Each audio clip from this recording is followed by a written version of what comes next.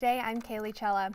Researchers at the Natural Resource Center in Duluth say that data shows a rise in air temperatures is causing a worrisome increase in water temperatures throughout the Great Lakes. Abigail Smith reports. As many of the 10,000 lakes across Minnesota begin to freeze up, Lake Superior is taking its time. Though the Big Lake typically takes longer to freeze due to its sheer size, research also points to a global rise in air temperatures, causing an increase in water temperatures throughout the Great Lakes. The impacts can be quite dramatic and wide-ranging, even though the temperature differences are very small. Research shows the Great Lakes have increased by 0.1 degrees Celsius every year for the past decade. UN Reevy with the Natural Resources Research Institute in Duluth says warmer lake temps can create a more habitable environment for invasive species like zebra mussels, which can threaten ecosystems in the lakes. Eventually, you would think that's probably going to affect biology, and that's the point where people truly start to care about the situation. Reevy says invasive species can change small biological creatures like algae and small invertebrates in lakes. She worries warmer water temperatures will allow for more invasive species populations to grow and take over. In this case, changing in the physical environment due to warming is very likely to change the habitat in the Great Lakes. NRRI researchers add that water temperatures in Lake Superior are rising 3 times faster than any other Great Lake, becoming a dire situation for the community. Climate is changing faster here in this part of the United States than almost anywhere else. We're in the middle of the continent and north. Are encouraging those living in coastline communities to be proactive in combating climate change in order to avoid creating irreversible damage that will reach far beyond the shores. 2 men have been indicted on murder charges in a fatal beating on the Fort Berthold reservation. The FBI says Edward Finley and Kenneth Grady punched and kicked 38-year-old Valentino White Jr., killing him. According to the federal affidavit, investigators say back in October, White pulled a knife, at which point Finley and Grady started beating him in an assault that lasted at least a minute. Both are scheduled to be arraigned next week.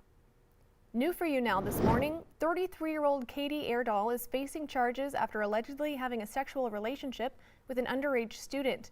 Erdahl was a teacher at Burke Central in western North Dakota, and investigators say she admitted to the sexual encounter with the student, adding that it happened at her home. She has since submitted her resignation. The corruption of a minor charge she faces carries a maximum sentence of 5 years in prison.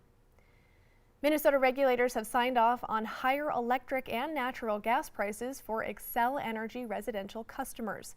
The State Public Service Commission said it has approved an interim electric rate increase of 6.4% and an interim rate for gas at 3.9%. All told, the interim increases will translate to $5.54 more a month for the average electric customer and 60 cents more for the average gas customer.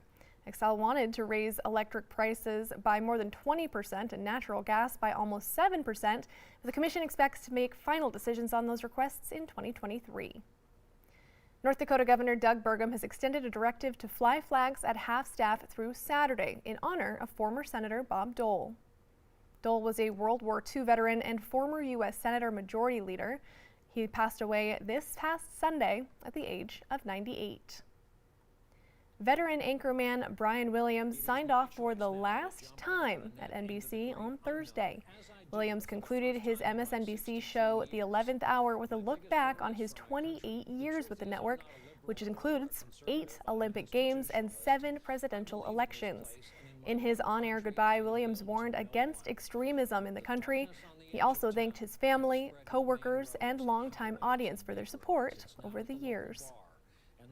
There's nothing like listening to Christmas songs to get you in the holiday spirit, as long as they start playing after Thanksgiving. Well, the magical Medora Christmas Tour will share classic tunes mixed with a lot of humor. Sarah Berlinger tells us why it's become a tradition.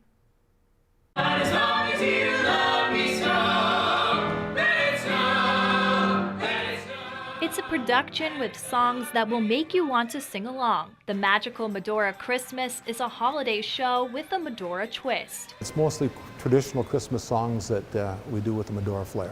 Cast members from last summer's Medora musical and musicals past are part of the cast. Bill Sorensen is the director and producer of the show and says they've found success bringing it on the road. It gives us a chance to say thank you to all the people that come and support Medora, which is fun to do. And a lot of people that maybe are older and don't get a chance to come back, we get to see some old friends and just bring a little Christmas joy. The cast will stop in Jamestown, Grand Forks, and Bismarck, among other cities. Sorensen says they had to cancel some shows due to cast members contracting the coronavirus. He says they're almost done with quarantine and ready to get back on stage. I'm Sarah Berlinger reporting for your News Leader. The Magical Medora Christmas Show is on the 23rd, and for more information on tickets and locations, you can go to Medora.com. Time magazine has named Simone Biles as the Athlete of the Year. The American gymnast withdrew from several Olympic events due to her mental health. At the time, Biles said she had the twisties, which is a block where her mind and body weren't in sync during her routine. The 24-year-old still cheered on her team from the sidelines instead of risking injury. She ended up in the Olympics with 2 medals, a team silver and bronze in balance beam. Other athletes say her decision to discuss her challenges openly showed the world that athletes are humans too. Well, President Joe Biden is getting ready for his first late-night TV appearance since taking office. Biden is set to appear tomorrow on NBC's The Tonight Show with comedian Jimmy Fallon. Biden will appear virtually. The White House didn't say where he will be taping the segment. Biden has made 2 previous appearances on the show. A 6-week-old kitten is recovering after being trapped in a storm drain for over a week over in Phoenix. After 2 days of the kitten running away from a rescue shelter, he was finally rescued after Arizona Humane Society employees and Phoenix firefighters lured him to safety using a trap. Hospital personnel say the kitten was underweight with fleas and stomach issues that will need treatment. But the kitty is now safe and recovering at an animal hospital. And now we're going to toss it on over to Lisa with our storm team forecast. Good morning. We are watching a storm system pass mainly to our south, so we're either lucking out or missing out, depending on whether you want more snow or not. But a winter storm warning is in effect for places like Rapid City, Sioux Falls, back up to Minneapolis today as well. So it's Friday, it's December. We've got a lot of holiday travelers out there, maybe some last-minute shopping you were planning to do down in the cities. Well, driving down in that direction today is going to be getting tougher and tougher as that snow continues to develop. So a heads up about this if you've got some travel plans. Again, we are missing out on this one, so we're looking a lot quieter here in the valley. You could see it's going to be heavy snow, 6 to 12 inches for some, and that may also include Minneapolis and down towards Sioux Falls. So here in the valley, it's more likely just a couple of flurries down in our far southern viewing area as we go through the day today. Beyond that, just some clouds lifting in from this storm system that'll be filtering out some of that sunshine. You can see the snow has already gotten started in places where we have that warning in effect. So here's a look at the region in our area. We've got quiet conditions. It's a little colder out there this morning too compared to yesterday's warm up. Expect temperatures to be in the single digits to some teens, even up to 20 in Fargo right now. It's 4 though in Grand Forks, so a big difference from north to south. Jamestown is at 21, Bemidji's at 6, and it's 19 in Fergus Falls and 16 in Devil's Lake. So a morning to wear your winter weather coat,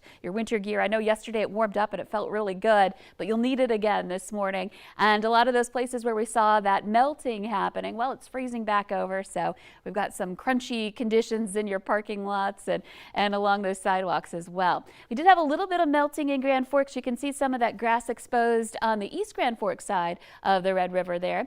But of course, again, temperatures back below freezing, and Grand Forks is one of those colder areas today. So here's a look at our planner as we make our way through the day.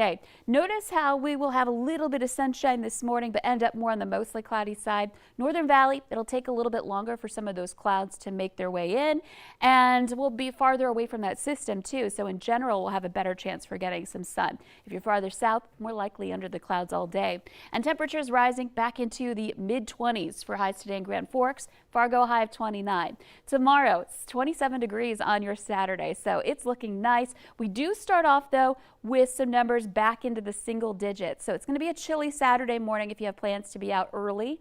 But then the rest of the day, we start that warm up and that sunshine will feel nice too. Sunday, even warmer, almost 10 degrees warmer for your Sunday. We'll have a few more clouds Sunday night.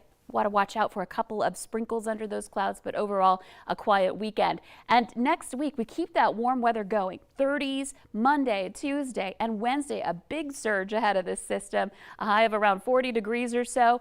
But with that surge comes wind, of course, and also that chance for some rain in the second half of the day, it looks like right now, and then eventually changing over to snow, which could be very impactful, especially if we've got some strong winds with it too. So this is pretty far off in the distance right now, but we just want to give you that heads up with first alert weather days both Wednesday and Thursday, and we'll get more details on that forecast for you as we go along. All right, Lisa, thank you so much, and thanks for watching. We'll see you again if you want to keep watching on Fargo CW. Otherwise, have a good morning.